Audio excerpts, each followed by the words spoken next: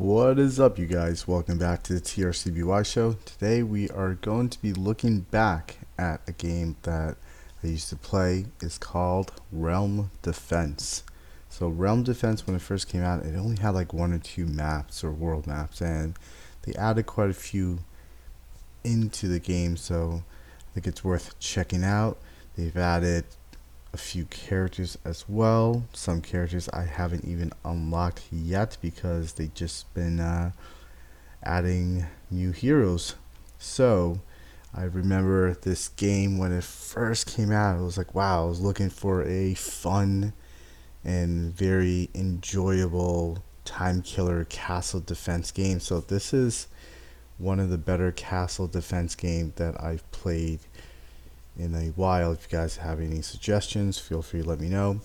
But the character, the art, the abilities, and all of the elements of this game is pretty cool. So let's take a look at the first level in the first map that they ever made, and let's just get a feel for what the game looks like, and we'll take a look. So I haven't played this in a while, so that's why I'm starting it off easy. So, okay, so here are my three heroes. So my objective is over there on the upper left, protect the villager, defend at all costs. So the hearts is how many times an enemy passes through your gate or your, I guess, whatever it's called, your flag pole.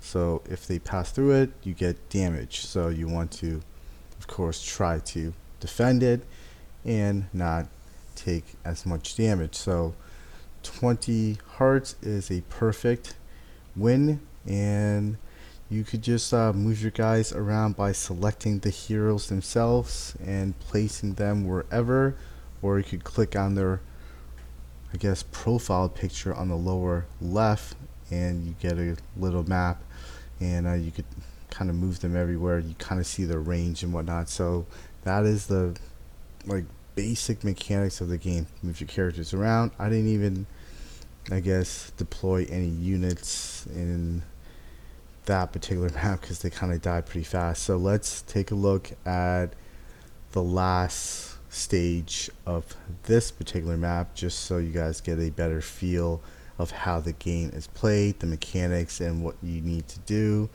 based on strategy and selecting your units for the right, I guess, stage. So some stage will have a lot of ground base mobs. Others you'll have maybe aerial mobs where your ground based attackers such as these two will be utterly useless. And Fee right here is kind of ripping stuff up. She is one of the first characters that you get, and I like her a lot. She has a huge range, doesn't hit very hard in terms of damage dealing, but the range is huge. So I just popped my shield that you saw over there along with my flying, maybe I'll show my flying pig and the wolf and stuff like that. But here you have these little like, I guess, circular stations where you could either build based on how much coin you get. The coins you get are based on the mobs you kill. As you can see, the more mobs you kill, the more coins you get. But it also costs coins to develop these particular forts. So you could have a night fort. This one is, I guess, my canyon fort or my missile. And right now I feel like getting some bodies around here, and you could also move your guys around. If you're using these ground types, you have that little circular area.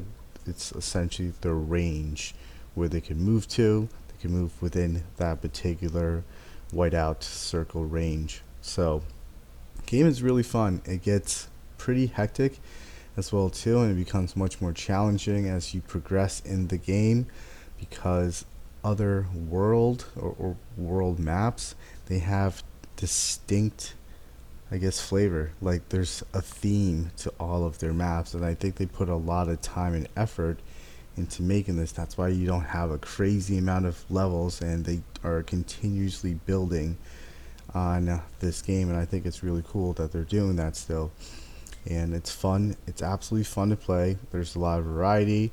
They may come in different shapes, but it's just a very enjoyable game. So as you can see right now, I had to start dropping a lot of these aerial guys, these archers, just to get these flying types. So the flying types, again, are only hit by these range guys, so these ground units here are essentially useless, but the ground guys are really good in terms of stalling these really quick guys that would make like a dash for either the villager or through your, I guess, flag post to the, yeah, so the goal. So the game is fun. I enjoyed it a lot. I think it's one of the better games out there as a castle defender.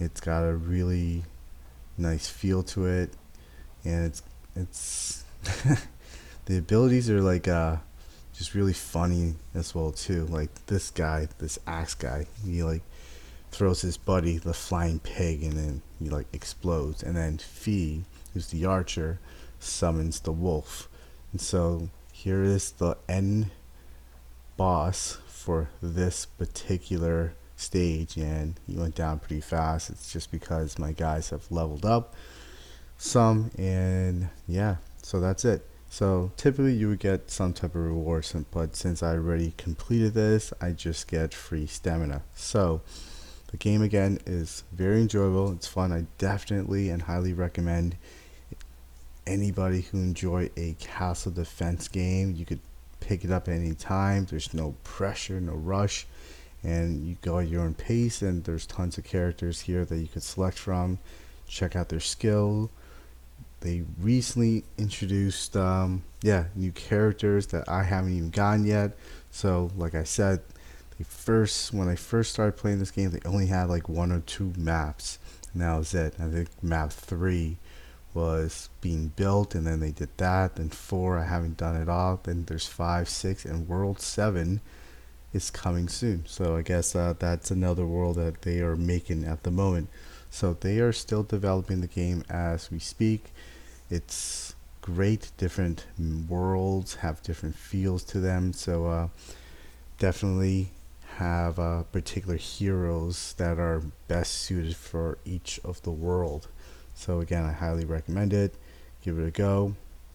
And yeah, that's it. I hope you guys enjoy it, and have a good time, and peace.